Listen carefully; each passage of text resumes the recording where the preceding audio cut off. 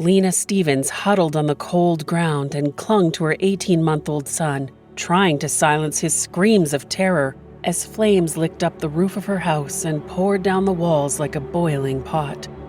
Back and forth she rocked, pressing Charlie to her chest, whispering, "Hush, hush, stop now." Dark shadows leaped and danced around her like someone in agony, her nostrils filled with the smell of burning wood and wool, vegetables and sugar. It was the odor of despair. She and Charlie had nothing left.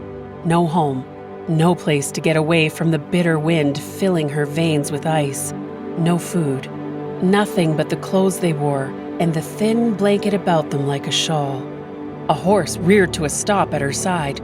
The rider hit the ground running and skidded to the trough to pump water like mad. She glanced up and saw Anker, her neighbor, the man who had been at her husband's side last winter as he lay drawing his last tortured breaths.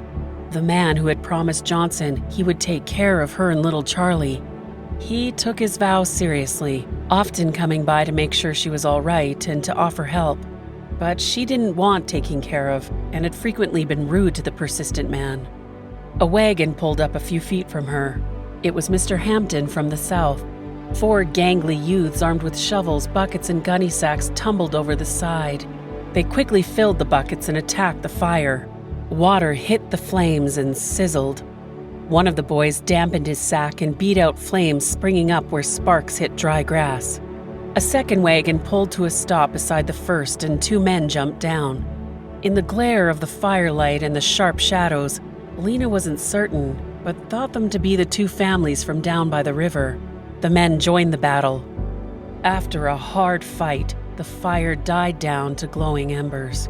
Lena shuddered at the sight of the charred corner posts. Her house had been reduced to rubble. "I'm sorry, Mrs." She nodded to Mr. Hampton, unable to speak around the throb in her throat. "It's too bad," one of the other men said. "But now you'll have to go home for sure. This is no place for a young woman with a baby."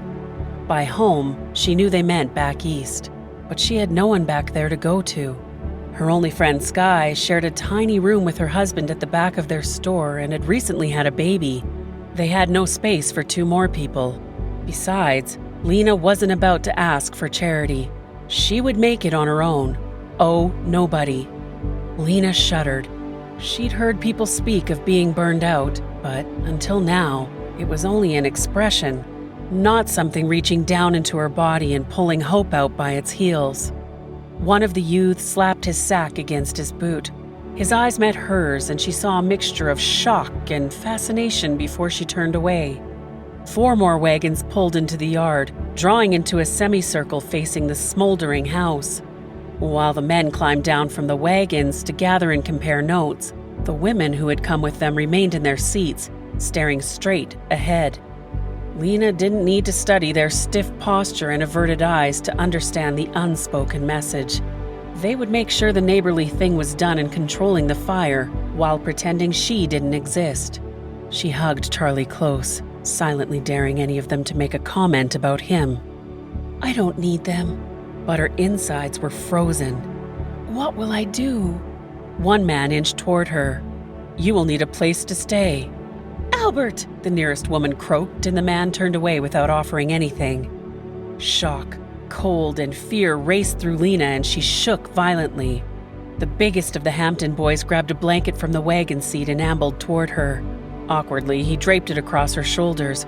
It did little to ease the cold encasing her, but she murmured her thanks and pulled it close. "Lady," his voice cracked, "we don't have an inch to spare at our house, or we'd take you with us." She nodded, painfully aware no one was about to offer help. Despair filled her mind, as black and empty as the darkness beyond the fire. "She will come with me. I have the room. I take care of her and Charlie just like I promised her good man before he died." The women gasped at Anker's suggestion. Mr. Hampton stepped forward. "We don't do things that way in this country. She can't live with you unless you 2 are married." "I will marry her." "No!" Lena tried to gain her feet.